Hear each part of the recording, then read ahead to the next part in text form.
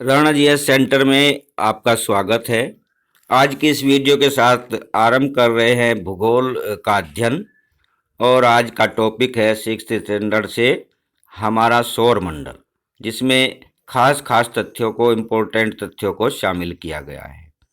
Video को आखिर तक ज़रूर देखिए और चैनल को सब्सक्राइब नहीं किया तो कृपया सब्सक्राइब ज़रूर कर लीजिए। आइए शुरू करते हैं वीडियो। नंबर 1, खगोलीय पिंड। खगोलीय पिंड क्या होते हैं? पृथ्वी से आकाश में दिखाई देने वाली सभी आकृतियां आकाशीय पिंड या खगोलीय पिंड कहलाती है। इसमें सूर्य, चांद, तारे आदि सभी शामिल होते हैं। नंबर 2, तारे। तारे गर्म गैसों से बने गोले हैं जिनमें स्वयं का प्रकाश और ऊष्मा होती है। सूर्य भी एक तारा है क्योंकि इसमें स्वयं का प्रकाश और ऊष्मा होती है। ये बहुत इंपॉर्टेंट पॉइंट है। नंबर 3, नक्षत्र मंडल। रात में तारों के समूह द्वारा बनाई गई विभिन्न आकृतियां दिखाई देती हैं। इन्हें ही नक्षत्र मंडल कहते हैं। खगोलविदों के अनुसार आकाश में 88 नक्षत्र मंडल हैं। इनमें से कुछ प्रमुख है ओरियन, अर्सा मेजर, बिग बियर, ये नए की जगह रह पढ़िए, बिग बियर, कैनिस मेजर और स्मॉल बियर। अब सप्तऋषि मंडल, ये भी इम्पोर्टेंट है। सप्तऋषि मंडल। सप्तऋषि तारामंडल पृथ्वी के उत्तरी गोलार्ध के आकाश में रात्रि में फाल्गुन से भाद्र महीने तक 7 तारों के समूह के रूप में दिखाई देता है। इसके 7 ऋषियों के नाम हैं कीर्तु, पुलह, पुलस्त, अत्रि, अंगिरस, वशिष्ठ और मरीचि। यह 24 घंटे में ध्रुव तारे का चक्कर पूरा करता है। इसके आगे के दोनों तारे सदैव ध्रुव तारे की सीध में रहते हैं। आगे के दोनों तारों को मिलाती हुई रेखा उत्तर दिशा में खींची जाए तो यह ध्रुव तारे पर पहुंचती है। इस प्रकार इसके द्वारा दिशा का ज्ञान हो जाता है और प्राचीन समय में यही दिशा का ज्ञान करने का साधन था। मान लीजिए ये ध्रुव तारा है तो ये इस तरह से होते हैं, ये और इस तरह से होते हैं। इन दो को मिलाती हुई लाइन खींची जाए तो जहाँ टकराएगी उत्तर में वो ध्रुव तारा है और जो सदैव उत्तर दिशा में होता है। इससे उत्तर दिशा का ज्ञान कर लिया जाता है। सप्तऋषि मंडल को अर्सा मेजर, ग्रेट बियर और बिग बियर भी कहा जाता है। इन सब का अर्थ बड़ा भालू है। अमेरिका और कनाडा में इसे बिग डिपर, बड़ा चमचा, और चीन में पे तेऊ के नाम से जाना जाता है। सौरमंडल। सौरमंडल सूर्य, उसके 8 ग्रह, उपग्रह, क्षुद्र ग्रह, पुच्छल तारे एवं उल्कापिंड आदि को मिलाकर सौरमंडल कहते हैं। इसे सौर परिवार, सोलर सिस्टम भी कहते हैं। सौर परिवार का मुखिया सूर्य होता है क्योंकि ये सारा कुनबा सूरज का ही है, सूर्य का खानदान है, तो इनका मुखिया सूर्य होता है जो सौर मंडल के केंद्र में है। और ये सौर मंडल इतना बड़ा है कि प्रकाश को भी पार करने में 24 घंटे लग जाते हैं। नंबर 5 हैं अब सूर्य। सूर्य गर्म गैसों का गोला है जिसमें मुख्य रूप से हाइड्रोजन और हीलियम है। यह पृथ्वी से लगभग 15 करोड़ किलोमीटर यानी 14 करोड़ 96 लाख किलोमीटर और मील में कहे तो 9 करोड़ 29 लाख 60 हजार मील दूर है। इसका प्रकाश 3 लाख किलोमीटर प्रति सेकंड की चाल से 8 मिनट 20 सेकंड में पृथ्वी पर आता है। इसे 8.3 मिनट भी लिखा जाता है क्योंकि 20 मिनट 20 सेकंड जो हैं ये 60 मिनट का 1/3 है, तो 8.3 लिखते हैं। कहीं ये विकल्प में 8.2 भी लिखा रहता है जो गलत है। 8.3 सही होता है। और इसमें 500 सेकंड होती है। 8 मिनट 20 सेकंड में कुल मिला के 500 सेकंड होती है, तो इतने में 8 मिनट 20 सेकंड या 8.3 मिनट या 500 सेकंड जिस रूप में लिखा मिले वही सही होता है। आता है लगभग 5 अरब वर्ष पहले हमारी आकाशगंगा, जिसका नाम मंदाकिनी है, मंदाकिनी आकाशगंगा की बाहरी भुजा में सूर्य का जन्म हुआ। सूर्य आकाशगंगा के केंद्र की परिक्रमा करता है। वर्तमान में यह आकाशगंगा के बीच की भुजा में स्थित है। ग्रह, जो आकाशीय पिंड अपने सूर्य के चारों ओर निर्धारित कक्षा में चक्कर लगाते हैं ग्रह कहलाते हैं। सूर्य एक तारा ही है, ये हमारे पृथ्वी के बहुत नज़दीक है इसलिए बड़ा दिखाई देता है, ये भी एक तारा ही है। जो इसके चक्कर लगाते हैं वे ग्रह कहलाते हैं। इनमें खुद का प्रकाश नहीं होता, ये इम्पोर्टेंट है, इनमें खुद का प्रकाश नहीं होता। ये सूर्य के प्रकाश से चमकते हैं, जैसे हमारी पृथ्वी, मंगल, बुध, बृहस्पति आदि। हमारे सौरमंडल में 8 ग्रह हैं, पहले 9 थे, वीडियो में आगे बताया जाएगा 9वां ग्रह कहाँ गया।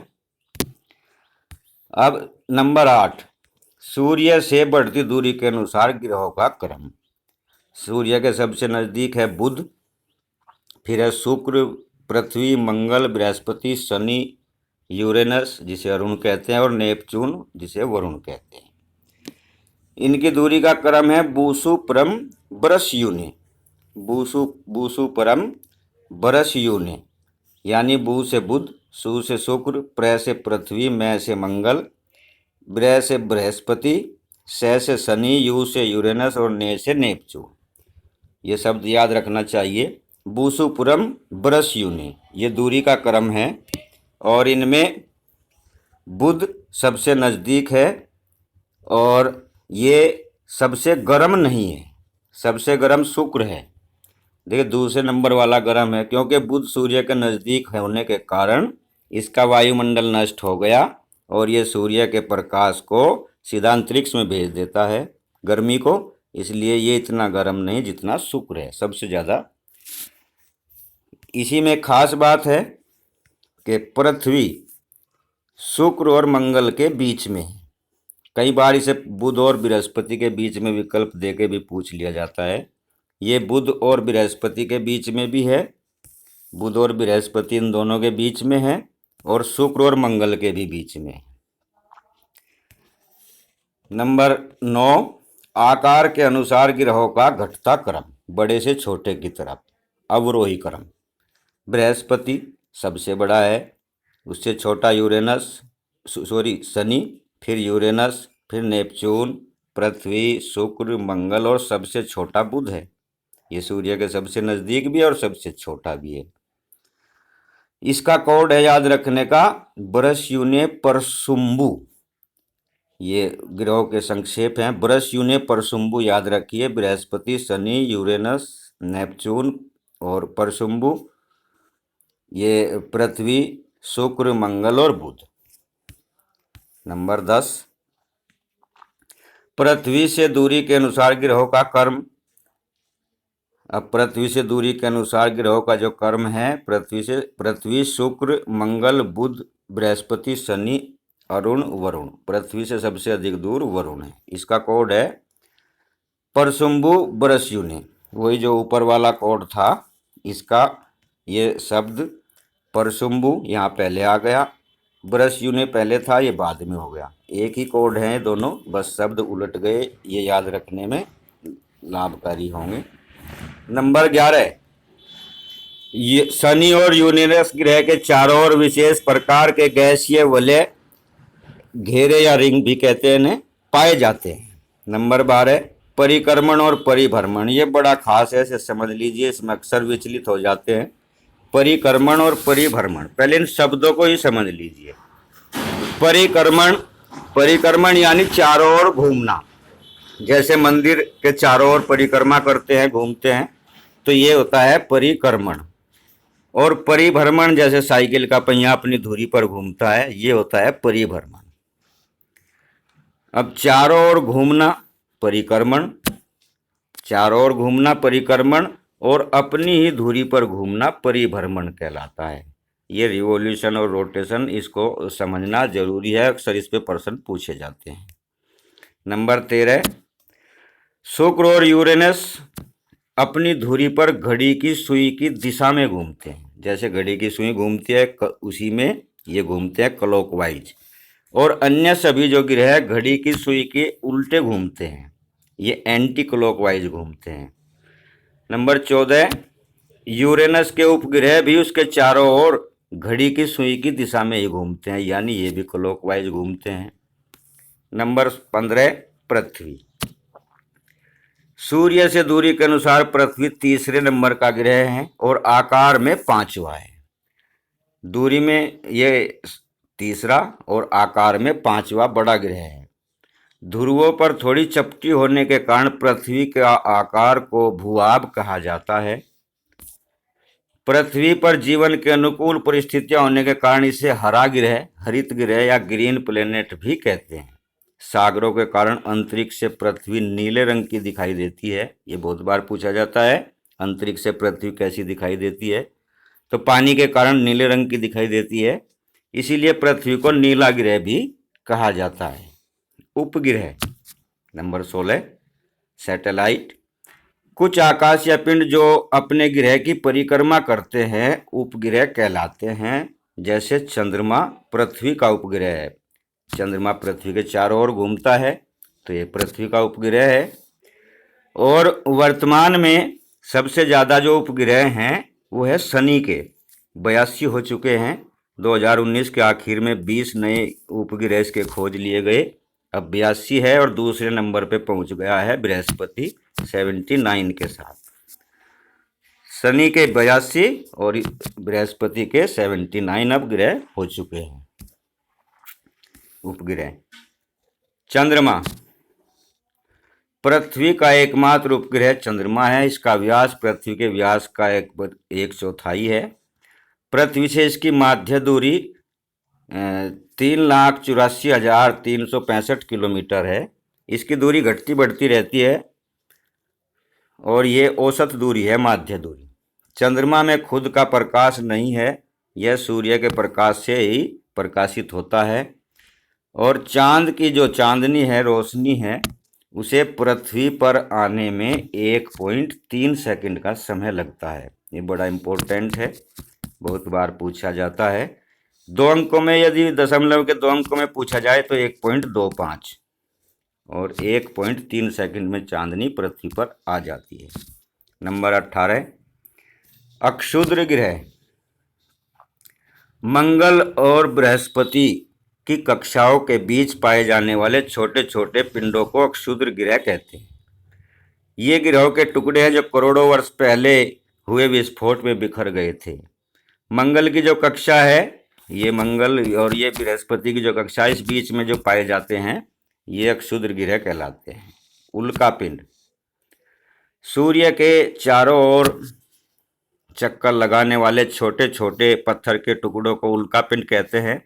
जब अपना मार्ग भटक कर ये पृथ्वी पर गिरते हैं तो पृथ्वी के वायुमंडल में आकर वायु की रगड़ से जलने लगते हैं। इस प्रक्रिया में चमकदार प्रकाश पैदा होता है और इसे ही टूटता हुआ तारा कहते हैं, जो अक्सर देखा जाता है। पुच्छल तारे अथवा धूमकेतु बड़ा इंपॉर्टेंट है। पुच्छल तारे चट्टान, बर्फ, धूल और गैस के पिंड होते हैं। जब ये सूर्य के पास आते हैं तो सूर्य के ताप में ये वाष्प में बदल जाते हैं। यही वाष्प मुख्य पिंड से चमकीली पूंछ के रूप में बाहर निकलती है। गुरुत्वाकर्षण के कारण इसका सिर सूर्य की ओर तथा पूंछ हमेशा बाहर की ओर होती है और जो चमकती हुई दिखाई देती है। हेली धूमकेतु एक प्रसिद्ध पुच्छल तारा है, बहुत बार इसके बारे में पूछा जाता है, हेली पुच्छल के बारे में। कुइपर मेखला या कुइपर बेल्ट। नंबर 21 यह नेपच्यून के पार सौरमंडल के आखिरी सिरों पर तस्तरी के जैसी एक विशाल पट्टी है। धूमकेतु और प्लूटो इसी मेखला में पाए जाते हैं। नंबर 22 प्लूटो, जिसे यम भी कहते हैं।